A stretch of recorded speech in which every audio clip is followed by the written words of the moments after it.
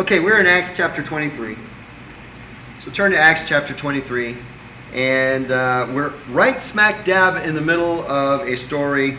So I want to, we covered a portion of what I'm about to recover, but I'm going to do it again as a form of review until we can catch up. We're actually supposed to pick up in verse 16. But in order to catch us up, I want to refer back to verse 11. So go ahead and find verse 11, and that's where we'll start. And let me pray. Father, thank you for your word. We just so much enjoy being together. We enjoy the fellowship. We enjoy, Lord, everything about your day. I'm so glad that we have a place and we have an appointed time that we can come together and encourage one another and just enjoy the fellowship. But now, Lord, as we study in the Word of God, give us clarity of thought and help us to learn the truth. In Jesus' name, amen. Amen. Okay, so if you remember the situation, Paul is he's in Jerusalem, he's in trouble, he's in jail, and the Bible tells us in verse 11 that the Lord comes to him in the night and tells him that he must also be a testimony in Rome. So he knows this is not his final stopping point. All right?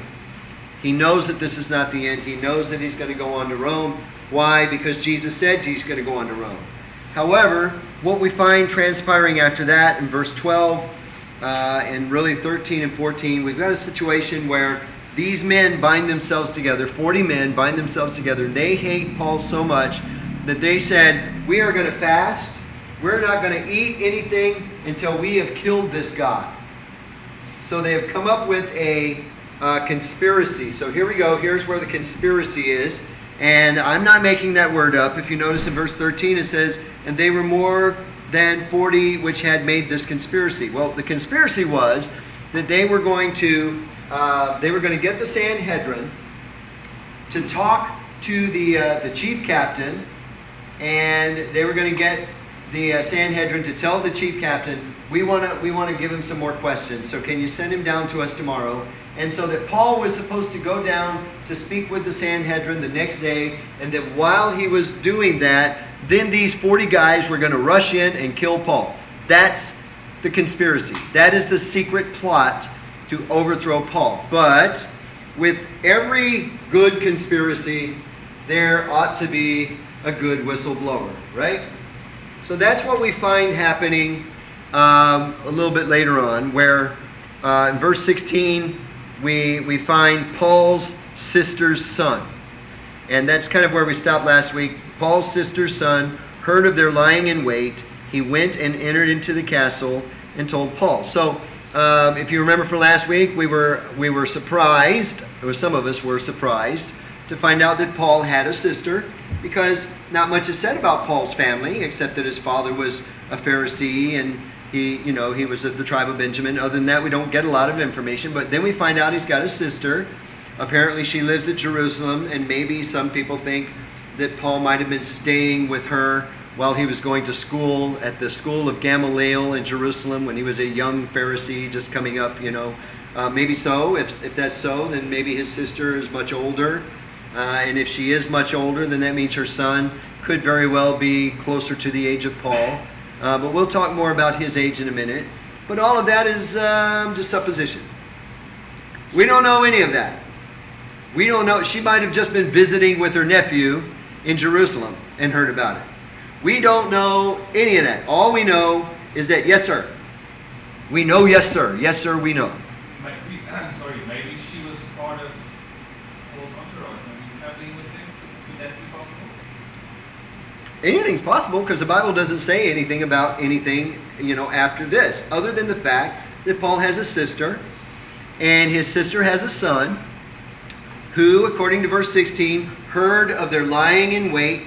He went and entered into the castle and told Paul. So, basically his sister's son, making that his what? Nephew.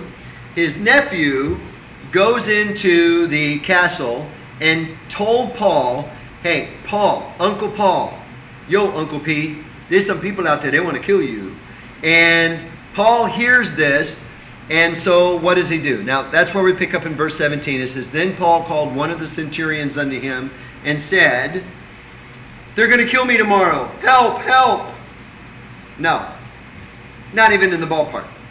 What does he say? Then Paul called one of the centurions unto him and said, Bring this young man unto the chief captain, for he hath a certain thing to tell him. So Paul, speaking to the centurion, doesn't say what he knows. Doesn't say anything about this conspiracy to kill him. All he says is, this young man, and he doesn't say who this young man is. He just says, this young man has something to tell the chief captain. Can you take him to the chief captain?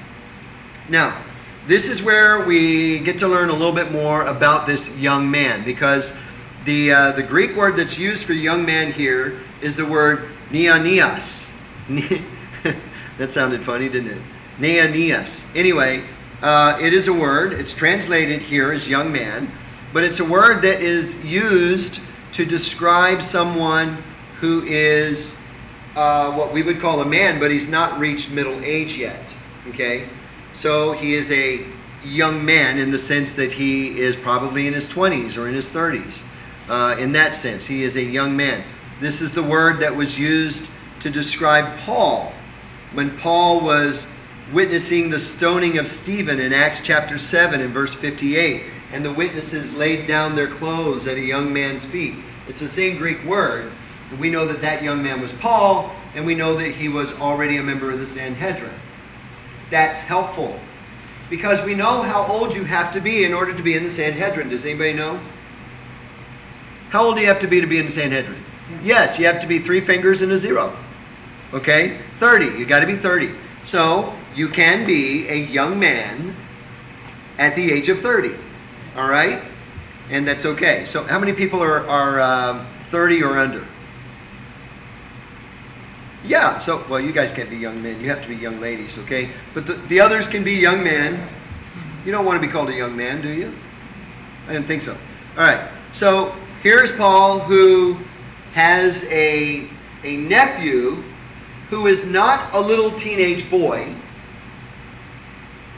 He's probably in his 20s, maybe early 30s. He hasn't reached middle age yet. So the word has a wide use. But he understands that Paul is in big trouble. There's a conspiracy to kill him. It's interesting to me how much freedom Paul seems to have here. Somebody comes to visit him, and then Paul tells the centurion what he needs to do with this visitor that came to visit him. So it seems to me that Paul has a measured amount of liberty here.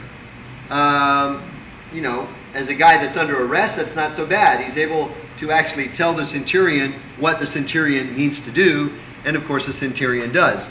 Look at verse 18. So the centurion, it says, so he took him, the centurion took, Paul's nephew, he took him and brought him to the chief captain and said, Paul the prisoner called me unto him and prayed me to bring this young man unto thee, who has something to say unto thee. When I read this verse, to me there's like an underlying message here that's almost humorous, because the centurion he goes to the chief captain and he's like, sir, Paul told me to bring him to you because he has something to say to you, as if he has no part in it. It's not my fault that I'm bugging you. It's Paul told me to do it. So it's kind of humorous to me that the centurion quickly points his finger at Paul, also making it clear he doesn't even know what the young man's going to say anyway. All he says is that, well, Paul the prisoner called me and he told me that this young man has a message for you. So here it is. All right. So his hands are clean. The centurion is like, my name is Bennett and I am not in it, but here it is. Here's the guy. No matter, at this point, no matter what this young man says, the centurion has taken some steps to ensure that he is not going to be held responsible. Because Paul did it. I don't even know what he's going to say, but here he is, right? Paul the prisoner called me unto him, and he sent me to you. So he takes him to the chief captain, and verse 19 says, then the chief captain took him by the hand. So here is the situation where the chief captain is obviously, he's a soldier, he's a full-grown man, he's probably a little older. After all, he is in charge of centurions, and the word centurion sounds similar to the word century. We use that to mean what? 100. So a centurion was a man who was in charge, over up to 100 people. Could be less, could be 95, it could be 87, but it was up to 100. That's what a centurion was over. And then you have the chief captain, who has under him numerous centurions. So he's probably a little older. He's worked his way up the ranks, and he sees this young man. He knows he's got a message, and he takes him by the hand, and he leads him off privately. It's like, come with me. Let's go over here and talk. All right? Takes him by the hand, and it says that he went with him aside privately and asked him, what is that thou hast to tell me? So, again, I like this chief captain. The more I read about him, the more I like him. Now, he's not a Christian, but I like him because he shows me that he's got a little bit of common sense to him. All right? Paul sends a centurion. This is not just some guy. This is a guy with some rank.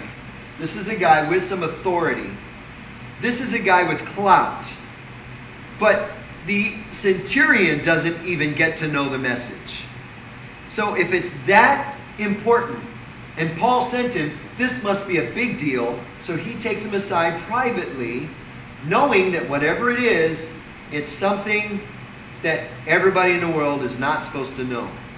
So he's showing great wisdom here in pulling him aside. So he knows from the situation that the information needs to be kept secret, needs to be kept private. So he pulls him aside, out of the range of the hearing of other people. And, in retrospect, it almost appears as if Paul has a certain level of confidence in this chief captain, that the chief captain would do the right thing.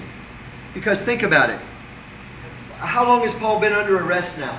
Does anybody remember? 48 to 72 hours. Okay, so this is basically 3 days and maybe a little bit more, maybe 4, but 3 days into what's going on. Okay? He doesn't know this chief captain real well, but what he knows that this chief captain is trying to do things legally, by the book. And he knows that the chief captain is going to do the right thing. So he sends his nephew to speak to him. So in verse 20, and he said, this is Paul's nephew speaking here, and he said, the Jews have agreed to desire thee that thou wouldst bring down Paul tomorrow into the council, as though they would inquire somewhat of him more perfectly. And then the next verse says, but do not thou yield unto them. For there lie in wait for him of them more than 40 men, which have bound themselves with an oath that they will neither eat nor drink till they have killed him, and now are they ready, looking for a promise from thee. So the first thing we find here is the whistleblower. I love that, whistleblowers, Edward Snowden, the whistleblower. Anyway, we've got the whistleblower here, who, Paul's nephew, tells the chief captain all the details of the plot. This to me sounds a bit, I don't want to say suspect, but kind of interesting because, Paul's nephew knows a lot of detail. He must have been kind of on the inside or very close to this discussion, and maybe they trusted him, to, if he overhears, it's no big deal or whatever, but he knows a lot of detail here. And then he goes to the chief captain, who, by the way, that's like the chief of police, to put it in modern terms, except militarily speaking. He is supposed to keep, law and order in the neighborhood. And he goes to the chief of police, the chief captain, and tells him they're going to kill Paul. This is their plan. Don't fall for it. And he tells him that. So he gives him some pretty good direction on what they're going to do. And verse 21 says, do not yield to them. They lie in wait. They bound themselves. They will neither eat nor drink till they have killed him. And now are they ready, looking for a promise from thee. So what are they doing at this point? These 40 men who haven't eaten anything for a couple of days now. And I don't know about you, but if I go one day without food, I get a little cranky. You know. And they haven't eaten for a couple of days now. And they're looking, they're watching to see if the Sanhedrin is going to send a message to the chief captain. They're looking for some indication that the chief captain is going to go along with their plans. They don't go to the chief captain and say, hey, listen, we want to kill Paul. Can you send him out? Because they know the chief captain is going to do the right thing. So he's not on the inside of the plan. He's just a pawn. He's just somebody that they're going to use. That's all they want from him. And so they're looking for some sign from the chief captain that he has fallen pawn to their plan. And he might very well have fallen to their plan if it wasn't for the whistleblower. If it wasn't for Paul's nephew, the chief captain might not have known any better, and he might have sent him down. But in the mind of Paul, do you think that Paul is worried about dying? No? Why not? Why not? Because he was already told that he was going to die and he went anyways. He was already told he was going to die what? When he went anyways. Okay, he was told that he was going to die before he ever went to Jerusalem, so we've got that. What were you going to say? What is that verse? Jesus Christ into God's game. Which one is that? You said it, right? Philippians 1:21, I think is what you're talking about. Okay? He's got to Rome. Because Jesus said that he's going to go to Rome. Right. And he knows that he's not Right. going to die there if he's going to go to Rome. Yeah, it's the same thing with Peter. Remember in Acts chapter 12? Peter gets thrown into prison. They've already killed James with the sword. Peter's in prison. What's he doing all night? He's not even sitting up reading his Bible and praying. He's sleeping so hard an angel has to wake him up. He's not worried about dying. Why? Because Jesus told him, when thou art old, and others shall carry thee and take you where, So Jesus had already told Peter that he wasn't going to die till he was old. And I guess Peter just felt like he wasn't old yet. So he knew everything. And now we've got it again with Paul. Paul knows Jerusalem is not the end of the road. But then this conspiracy happens. And Paul knows, maybe I'm not going to die, but it might not be fun either. You know what I'm saying? I mean, who likes to go to the dentist? Who actually likes to do that? Allie? You do?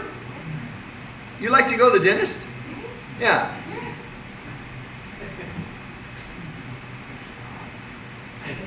Taste. Now we know. Who likes to go for open heart surgery? Anyway. Okay, I didn't think I'd get a yes. Usually we don't like things like that, even though they might be good for us. We don't like it because it's painful. We don't like pain. So here's Paul. He's not afraid to die, but I'm pretty sure he's not tickled with the prospect of getting beaten up and abused. So the plan is made known, okay? The plan is dead. And in verse 22, notice what the chief captain does. So the chief captain then let the young man depart, and charged him, see thou tell no man that thou hast showed these things to me. So now we got more secrecy. And in this case, the secrecy would not only protect Paul, but it would also protect the young man as well. Because if these 40 guys knew that this young man had told on them, do you think maybe they might have been a little upset about that? I think maybe that young man might have been in a little bit of trouble himself. So the chief captain says, don't tell anybody you told me. And sends him on his way. And I think we need to give him credit because, Paul's nephew, his actions put his own life at stake too. And yeah, Paul's family and, apparently he liked him and so forth. Maybe he was his favorite uncle. Maybe he was that crazy uncle that everybody likes to be around, Maybe it was that kind of thing. I don't know. But all I know is for the young man to blow the whistle, if you will, in this conspiracy, he's putting himself in danger. I kind of mentioned in passing earlier, a certain name of a whistleblower today. Does anybody remember whose name I said? Yeah, Snowden. Does anybody know the story behind that? I mean, we know what he did, okay, but do you know how he did it? Over the years, documents online, WikiLeaks. Nope. Actually, he turned over some information to some reporters in a hotel room in Hong Kong, I believe it was. And he contacted them. They flew in. It was all hush hush. So much so that they had a secret sign. When he met them in the hotel, he would be the guy in the lobby playing with a Rubik's Cube. And they were supposed to, follow him up to the room. To get in the room, he stuffs the cracks of the doors with pillows and stuff. Disconnects the phone, unplugs the TV, closes the curtains, the whole 9 yards. Why would he go through all of that? Because he knows that when he starts blowing the whistle, that people aren't going to be happy and somebody's going to want to kill him. And so he's scared.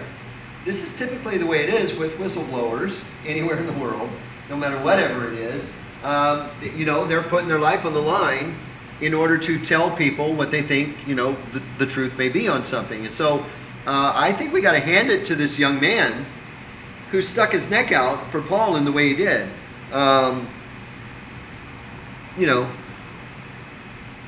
As a whistleblower, his life was in danger, and without him, Paul's life was in danger. Now look at verse 22. So the chief captain then let the young man depart, charged him, see thou tell no man that thou hast showed these things. Verse 23. And he called unto him 2 centurions. Now remember earlier I made the statement that the chief captain would have had several centurions under him. We're going to find out he has here at least 2, which means there are at least 202 soldiers under him. Anybody here supervise people? How many do you supervise, Wayne? 4 right now. 4?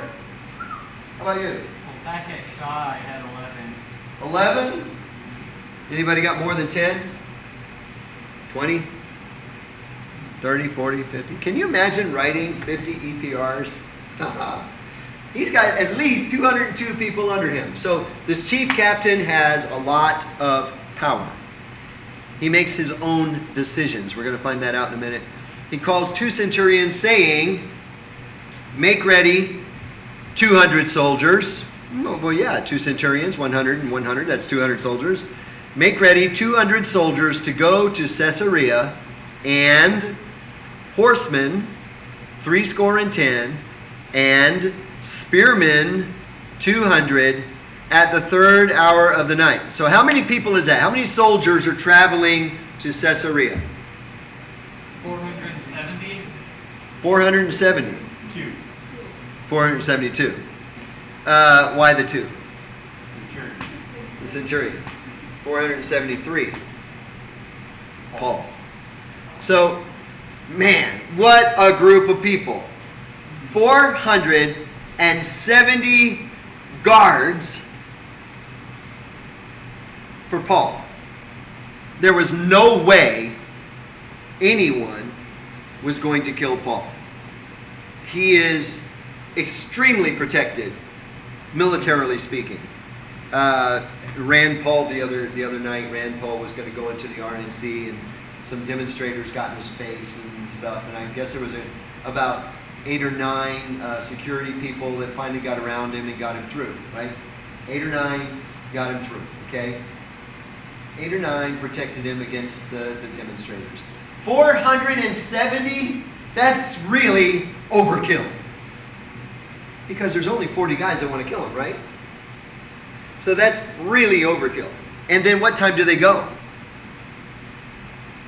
Look at the verse. What time do they go? 3rd hour of the night. What time would that have been? 9. 9 p.m. So 6 p.m. was the beginning. So you got 7 p.m., 8 p.m., 9 p.m. 9 p.m. would have been the 3rd hour of the night. And so what does that tell us? 472 soldiers are sneaking Paul out. How do you sneak out with 470 soldiers? Everybody's wearing sneakers, right? Anyway, so they... That was bad. You got one. So they sneak out of the city, 470 soldiers and Paul at night.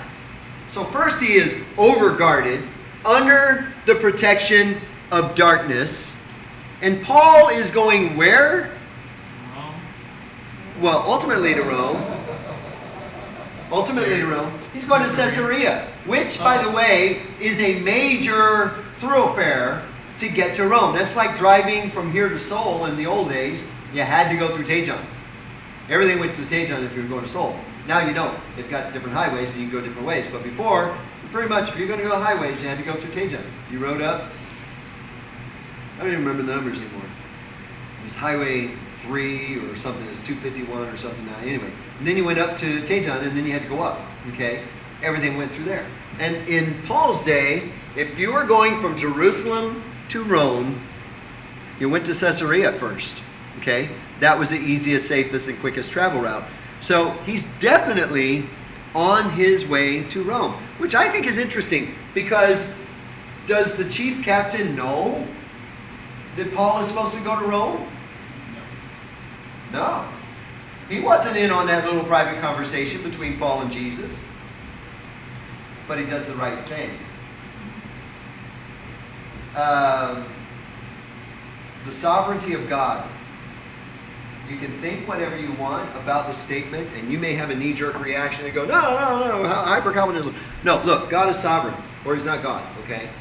Amen. He's working behind the scenes, whether we understand it or not. God is moving Paul to Rome and giving him quite an escort on the way. Now, it gets even better than that, and we'll get there in a minute. But Paul is heading back to Caesarea on the way to Rome.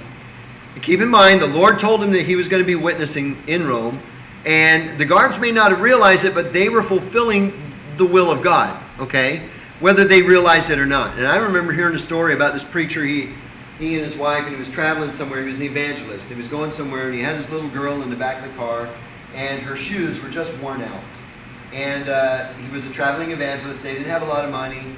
They were hoping at the next church they would get a good offering. They were going to buy her some shoes. But before that happened, they saw a hitchhiker.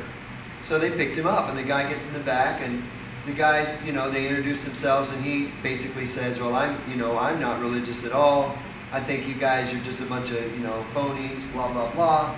And so they go on, and the guy looks down and says, hey, don't you know if your God has taken such good care of you, how come your daughter here is wearing holy tennis shoes? And they said, well, we believe when we get to the next church, the Lord's going to provide for us. And he said, well, you know what? We're not going to wait for that, all right? I'm just sick and tired of, hearing all your religious garbage. So they stopped at a shoe store, and this anti-religious guy goes in and buys his daughter shoes. What did he just do? God just used him to provide for that little girl and for that family. He didn't know that. In fact, he said, you guys are a bunch of nutcases. You're a bunch of religious fanatics to believe that God's going to take care of you. I better take care of you because God's not going to. Not even realizing that, of course, God used him to take care of them. And so this is what's happening here. These soldiers don't know what's going on. All they know is that they've got to get Paul to Caesarea. And now get this, in verse 24.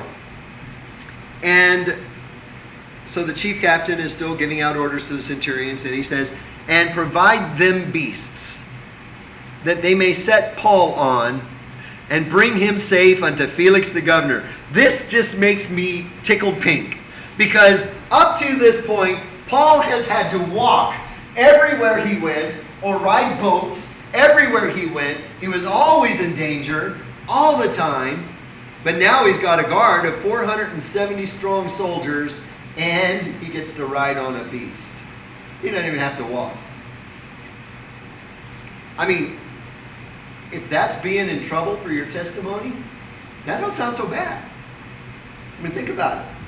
He's really got it going on here. So, and we should note here, and I want to note here before we go much further, that the chief captain doesn't go with them, all right? He doesn't go along with them. Why? Well, probably because he has responsibilities in Jerusalem, and if 472 soldiers can't protect Paul, 473 probably aren't going to do the trick. So he stays behind in Jerusalem, and probably because he has responsibilities there and so forth. And so he sends Paul on, and he sends him to who? Verse 24. Who's he going to see here? Felix the governor. Felix the cat, the wonderful, wonderful cat. I was watching that when I was 4. I can't believe. Anyway, Felix the governor. If you've ever studied characters of people in the Bible, sometimes you get a guy like Peter, where you got so much information, you can really learn a lot about who he is, or somebody like Paul, where we got so much information. We don't have as much information on Felix. We get some things here in these chapters, and then we get some things that are written because he was a governor. His works and the things that he did are also recorded in other secular writings anyway. But Felix is a pretty intriguing person. His full name was Marcus Antonius Felix, and he was pretty influential. His brother, another Marcus Antonius Paulus. How do you do that? You got 2 kids in the same family with basically the same names. Mom and dad, I guess, not very inventive or something. So they give 2 sons Marcus Antonius as their names. It's kind of weird to me. Anyway, he was a powerful advisor. His brother was a powerful advisor to the Emperor Claudius at that time. In fact, Felix was so influential that he was able to convince the emperor to marry his niece, Agrippina.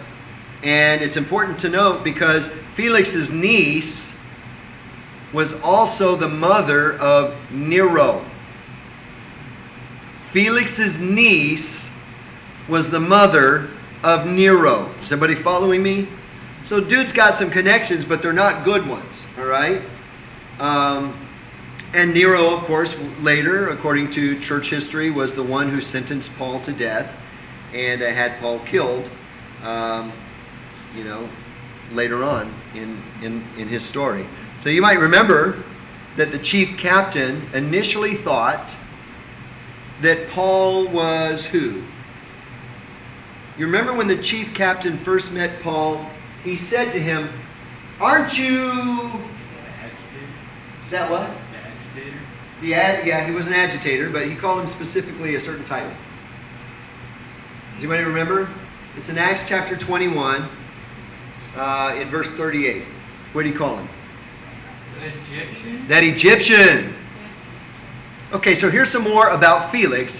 Josephus wrote that Felix was very strict and very influential. He was a key person in putting down this messianic movement of that Egyptian. Okay, of course that happens a little bit later in the story, but this is what Josephus wrote. He said, "About this time someone came out of Egypt to Jerusalem claiming to be a prophet. He advised the crowd to go along with him to the Mount of Olives, as it was called, which lay over against the city, and at the distance of a kilometer. He added that he would show them from hence how the walls of Jerusalem would fall down at his command. And he promised them that he would procure them an entrance into the city through those collapsed walls. Now, when Felix was informed of these things, he ordered his soldiers to take their weapons and came against them with a great number of horsemen and footmen from Jerusalem and attacked the Egyptian and the people that were with him. He slew 400 of them and took 200 alive. The Egyptian himself escaped out of the fight, but did not appear anymore." Good move. "And again, the robbers stirred up the people to make war with the Romans and said that they ought not to obey them at all.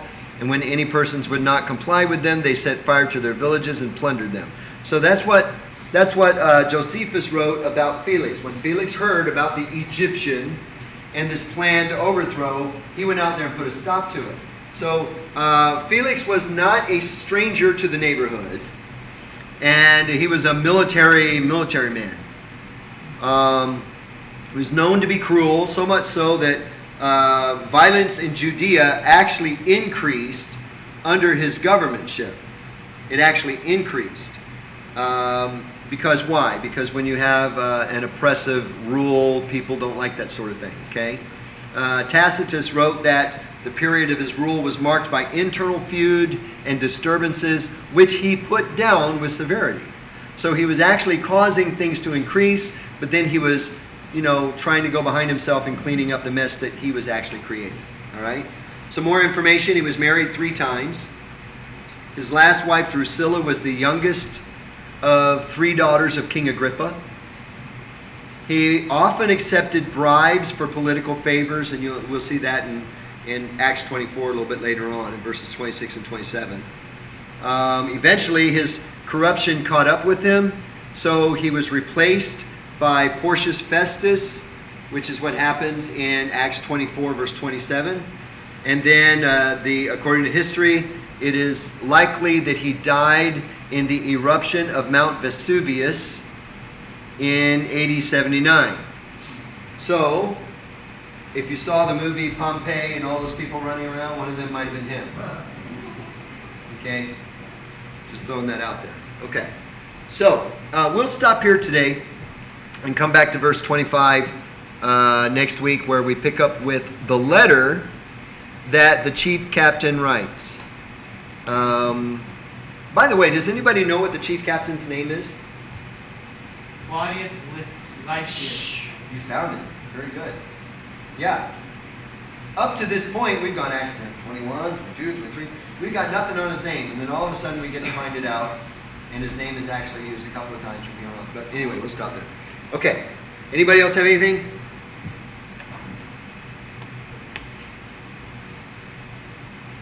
Okay, if we've got nothing else, then let's go ahead and close in prayer. And Brother Kerry, close us in prayer, and then we'll be dismissed.